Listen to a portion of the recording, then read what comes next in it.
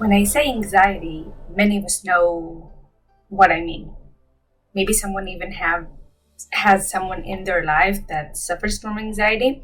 I'm sure that it's very confusing on what you want to do. You want to be very helpful to them, and you want to know what's the right thing to say, how to calm the anxiety, especially if it's a panic attack, maybe even to yourself. Hi, how are you today? If it's your first time here, welcome. My name is Adi and I'm a registered psychologist. I have a master's degree in clinical psychology and I help people achieve the life they want by overcoming the difficulties and struggles of everyday life. Here on my channel, we try to figure out what's holding you back from the life that you want and from the life goals that you have.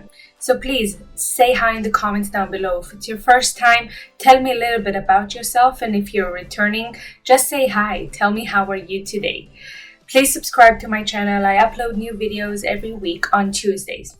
So without further ado, let's talk about it. So anxiety is such a universal phenomenon.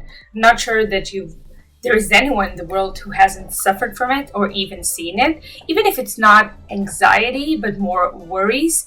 In fact, more than a third of the world population has had or will have anxiety disorder. Especially during these times, uncertainty kind of rules the world and it does affect so many people. Even if you have the best intentions, anxiety is something very sensitive and sometimes we don't know exactly what to say. So I'm not going to talk about anxiety in general, how it affects us, and even the types of anxiety that exist, but I am going to give you a few tips and talk about what we should say versus to what we shouldn't say to someone with anxiety, especially with anxiety attack or panic attack.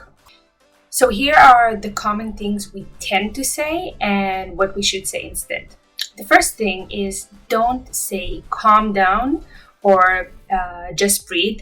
Instead, try using open-ended questions like what are you feeling? What are you experiencing in your body? What are you thinking about?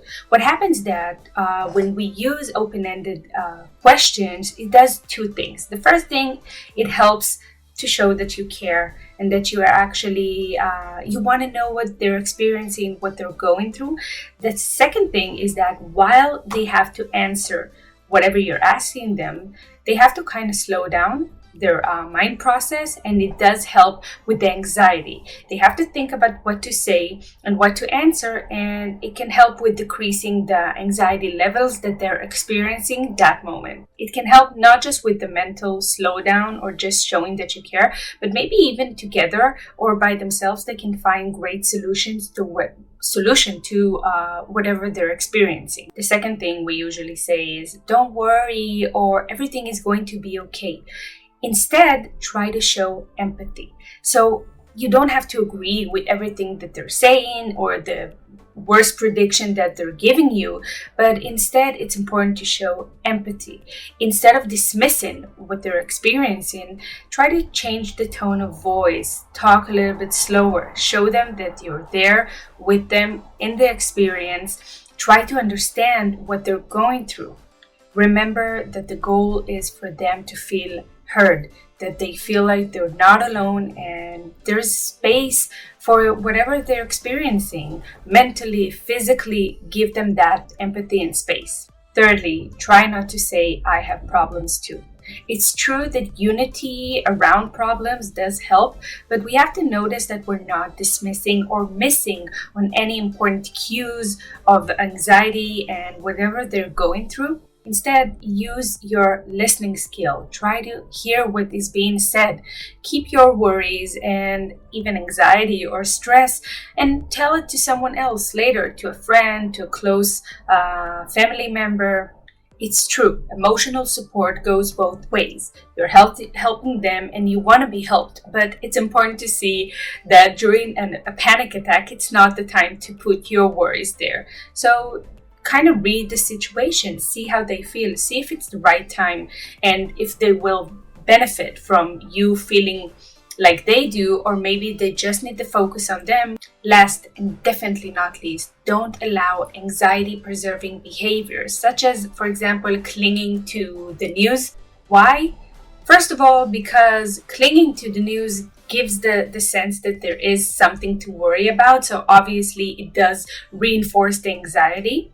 Another reason is that this kind of behavior gives a false sense of control. If I know what's going on every moment, then I'm in control of the situation. I don't have to be scared. But what it actually does, it raises the anxiety threshold so that you're getting anxious faster. Instead, try to convince them to take steps to alleviate anxiety.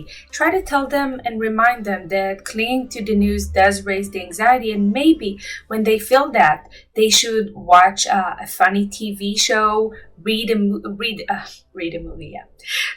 book, watch a movie, or maybe even go to the gym, kind of to relieve the stress.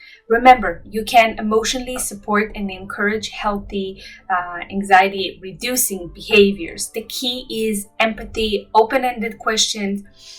Give the person in front of you the space, the feeling that you're with them in their experience and that you care. So it doesn't matter if it's a good friend, a family member, a spouse, your child. The idea is to give them the place to vent, to talk about it. And you have to remind them and yourself that it's not always going to feel like that. It's actually going down, going up. There are moments where the anxiety is higher and moments when it's low. It's kind of helping them powering through the difficult moments. Be with them. So I hope you enjoyed today's video. If you did, please don't forget to like this video, subscribe to my channel, and hit the bell button so you get notified whenever I upload new videos. So like every week, I'm going to see you here next time on Tuesday. Until then, stay safe, stay well, feel good.